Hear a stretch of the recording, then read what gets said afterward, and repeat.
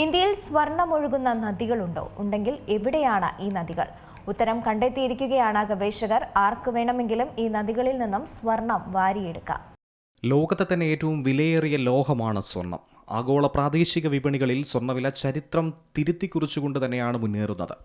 കേരളത്തിലാകട്ടെ ഒരു പവൻ സ്വർണ്ണത്തിന് ഇന്ന് 1,10,10,000-ലധികം രൂപയാണ് കൊടുക്കേണ്ടി വരുന്നത്. പണിക്കൂലി ഉൾപ്പെടെ സ്വർണം വാങ്ങുമ്പോൾ പൊള്ളുന്ന വിലയാകുമെന്ന കാര്യത്തിൽ സംശയമില്ല.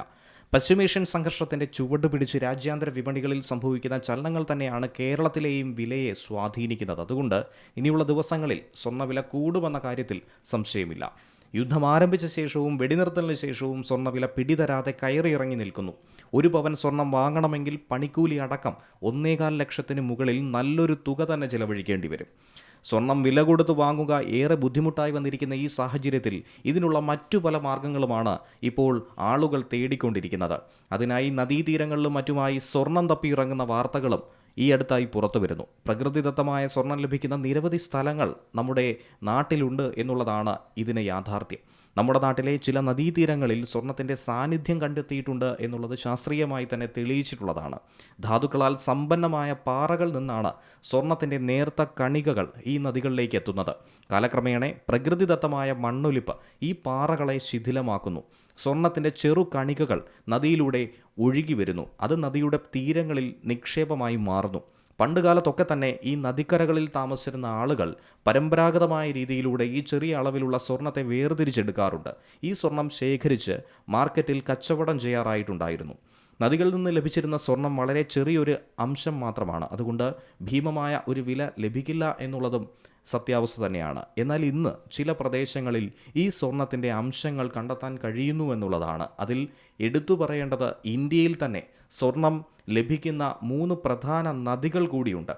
അതിലേറ്റവും പ്രധാനപ്പെട്ട ഒരു നദിയാണ് സുബർണരേഖാ നദി. സ്വർണത്തിൻ്റെ കണികകൾക്ക് പേര് കേട്ട നദി കൂടിയാണ്. സ്വർണ്ണശേഖരം ഏറ്റവും അധികമുണ്ട് എന്ന് കരുതപ്പെടുന്ന ഒരു നദിയും ഇതുതന്നെയാണ്. 474 കിലോമീറ്റർ വ്യാപിച്ചു കിടക്കുന്ന ഈ നദിയെ സ്വർണത്തിൻ്റെ കലവറ എന്നാണ് നാട്ടുകാർ വിളിക്കുന്നത്. സുബർണരേഖ എന്ന പേരിൻ്റെ അർത്ഥം സ്വർണ്ണരേഖ എന്നുകൂടിയാണ്. ഇത് നദിയിലെ മണലിൽ സ്വർണത്തിൻ്റെ സാന്നിധ്യം സൂചിപ്പിക്കുന്നുണ്ട്. പലപ്പോഴും ഈ നദിയിൽ നിന്നും ശുദ്ധമായ സ്വർണ്ണമടക്കം കണ്ടെത്തിയെന്ന റിപ്പോർട്ടുകൾ പുറത്തു വരാറുണ്ട്. നിരവധി ആളുകളാണ് ഇവിടെ സ്വർണം തിരഞ്ഞ് എത്താറുള്ളത്. ഈ നദി ജാർഖണ്ഡ്, പശ്ചിമ ബംഗാൾ, ഒഡീഷ എന്നീ സംസ്ഥാനങ്ങളിലൂടെ ധാതുസമ്പന്നമായ മേഖലകളിലൂടെ ഒക്കെ തന്നെ ഒഴുകിപ്പോകുന്നതാണ്. പലയിടത്തും ഇപ്പോഴും സ്വർണത്തിൻ്റെ തരികൾ കണ്ടെത്താനായി ജനങ്ങൾക്ക് സാധിക്കാറുണ്ട്. ഇന്ത്യയിൽ കിഴക്കോട്ടൊഴുകുന്ന നദികളിൽ ഏറ്റവും നീളം കൂടിയ നദി കൂടിയാണ് സുബർണരേഖ. ബംഗാൾ ഉൾക്കടലാണ് ഈ രേഖയുടെ ലക്ഷ്യസ്ഥാനം. പ്രദേശവാസികളൊക്കെ ചെയ്യുന്നത് സാധാരണ ലളിതമായ ചില ഉപകരണങ്ങൾ സംഘടിപ്പിച്ച് നദിയിൽ നിന്നും മണ്ണിനെ വേർതിരിച്ചെടുക്കുന്നു. അതിൽ നിന്നും സ്വർണ്ണത്തരികൾ കണ്ടെത്തുന്നു. ഈ നദിയുടെ പ്രാധാന്യം വർദ്ധിപ്പിക്കുന്നതും ഈ സ്വർണ്ണ ശേഖരം തന്നെയാണ്. അതിൻ്റെ ഭൗമശാസ്ത്രപരമായ സവിശേഷതകൾ തന്നെയാണ് ഈ സ്വർണ്ണ നിക്ഷേപം ഇവിടെ ഉണ്ടാകാനായി കാരണവും. മൺസൂൺ സീസണിൽ ഒഴികെ ബാക്കി എല്ലാ സമയത്തും ഇവിടെ സ്വർണ്ണത്തിനായുള്ള തിരച്ചിൽ നടത്താറുണ്ട്. ചുറ്റുമുള്ള പ്രദേശങ്ങളിലെ നാട്ടുകാർക്കും ഗോത്രവർഗ്ഗക്കാർക്കും ഒക്കെ തന്നെ ഒരു വലിയ തൊഴിലവസരം ഈ നദിയിലൂടെ ലഭിക്കുന്നുണ്ട്. ചെറിയ സ്വർണ്ണ കണികകളായിട്ടാണ് സ്വർണം കിട്ടുന്നതെന്നാണ് നാട്ടുകാർ പറയുന്നത്. നദിയുടെ അടിത്തട്ടിൽ അരിപ്പകൾ ഉപയോഗിച്ചുകൊണ്ട് മണൽ അരിച്ചെടുക്കുന്ന ഒരു രീതിയാണ് ഇവിടെ പൊതുവെ കണ്ടുവരുന്നത്. സുബർണരേഖ നദി മാത്രമല്ല, പോഷക നദിയായിട്ടുള്ള ഖാർക്കാരി നദിയുടെ മണലിലും സ്വർണ്ണ കണികകൾ കാണാറുണ്ടെന്നാണ് നാട്ടുകാർ പറയുന്നത്. ഇനി രണ്ടാമതായി പറയുന്നത് സോൺ നദിയാണ്. മധ്യപ്രദേശിൽ ഉത്ഭവിച്ച് ഉത്തർപ്രദേശിലൂടെയും ബീഹാറിലൂടെയും ഒഴുകി ഗംഗാ നദിയിൽ ചേരുന്ന നദി കൂടിയാണിത്. പാറകളും ധാതുക്കളും നിറഞ്ഞ പ്രദേശങ്ങളിലൂടെ ഒഴുകുന്നത് കൊണ്ട് തന്നെ അതിൻ്റെ മണലിൽ ചെറു കണികകളായി സ്വർണ്ണാംശങ്ങൾ കാണപ്പെടാറുണ്ട്. ഈ നദി അവിടുത്തെ പ്രാദേശിക സമ്പദ് വ്യവസ്ഥയ്ക്ക് ഏറെ പ്രാധാന്യം നൽകുന്നതാണ്. അതിനേറെ സംഭാവന നൽകുന്നത് കൂടിയാണ്. ഇനി മൂന്നാമത്തേത് കെൻ നദി. മധ്യപ്രദേശിലൂടെയും ഉത്തർപ്രദേശിലൂടെയും ഒഴുകുന്ന കെൻ നദി ധാതുസമ്പന്നമായ പാറക്കെട്ടുകളുള്ള പ്രദേശങ്ങളിലൂടെയാണ് കടന്നുപോകുന്നത്.